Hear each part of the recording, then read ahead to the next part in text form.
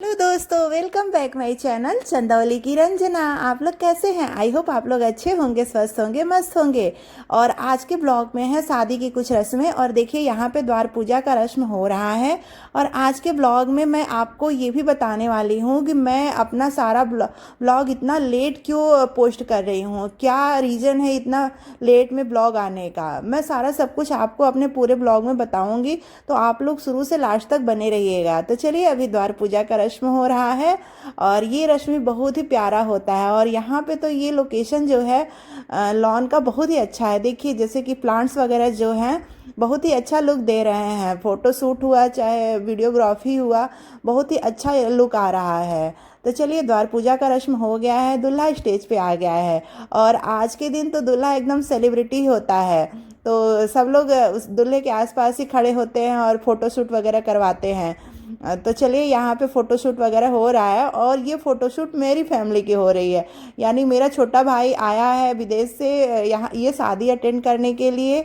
तो वो है, उसकी वाइफ है और मेरी दोनों दीदियाँ हैं और मैं नहीं हूँ यहाँ पे। और अब देखिए यहाँ पे दुल्हन की एंट्री की बारी है। दुल्हन की एंट्री का लोग बेसब्री से इंतज़ार कर रहे हैं और दुल्हन की एंट्री यहाँ पे हो गई है। तो चलिए, दुल्हन भी आज की सेलिब्रिटी है। तो चलिए, दूल्हा और दुल्हन का यहाँ पे अब बरमाला होगा। और जब तक जयमाला हो न जाए तब तक सब लोग चारों तरफ दूल्हा दुल्हन को चारों तरफ से घेरे रहते हैं। और यहाँ पे जैसे दूल्हा दुल्हन का कुछ फ़ोटोशूट हो रहा है, यहाँ पे फ़ोटोशूट होने के बाद ही लग रहा है अब जयमाला होगा।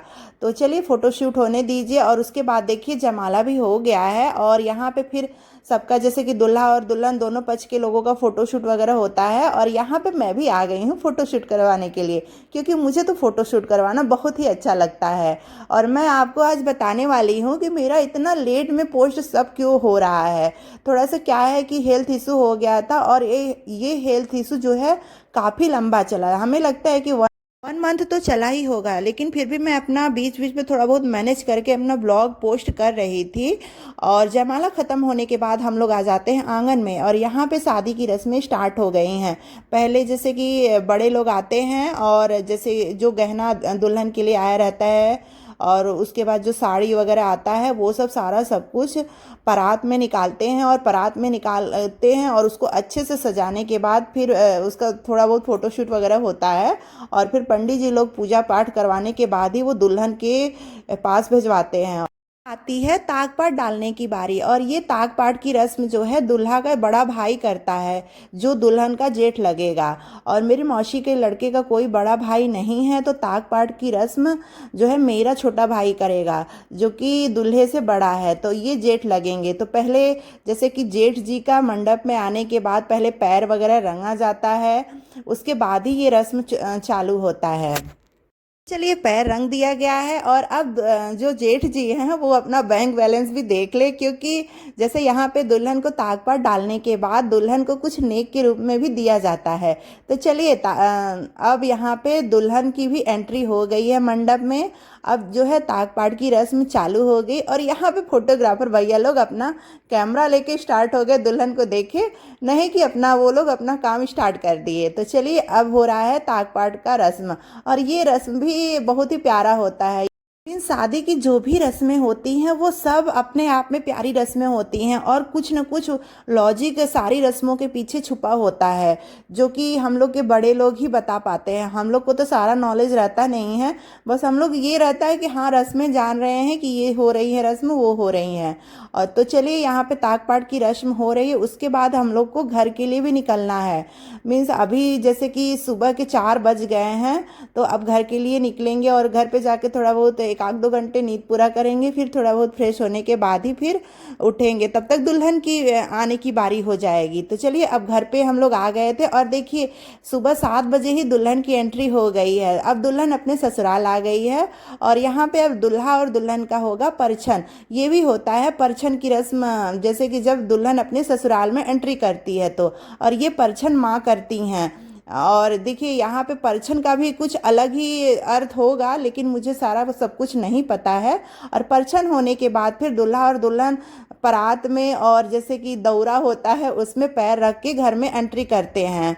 और यहाँ पे जैसे कि थोड़ा दूर एंट्री करने के बाद जब दरवाजे पे आते हैं तो यहाँ पे बहनें खड़ी हैं द्वार की छेकाई करके। और ये द्वार की छेकाई भी बहुत ही प्यारी रस्म होती है। यहाँ पे बहनें अपने भाई से नेक मांगती हैं।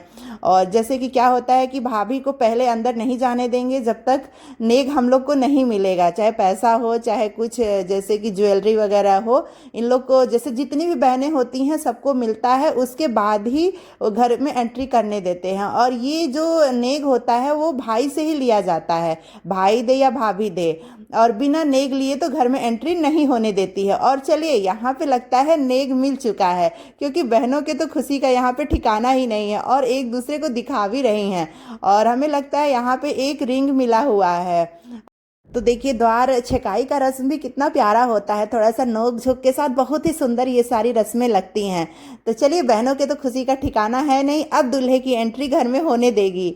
और जैसे कि अब भाभी का एंट्री अच्छे से घर में होगा। तो चलिए अब भाभी अब एंट्री कर ली है और एंट्री करने के बाद डायरेक्ट कोहबर में आती हैं। हम कोहबर उसको कहते हैं जैसे शादी के दिन घर में जो पूजा पाठ होता है उस दिन घर में किसी रूम में कोहबर बनाया जाता है, वहाँ पर भी पूजा पाठ किया जाता है। तो कोहबर में आने के बाद फिर मुंह जूठा किया जाता है, यानी मीठा खिला करके दुल्हन और दूल्हे का स्वागत किया जाता है। और ये मिठाई जो है भाभी देती है खिलाने के लिए।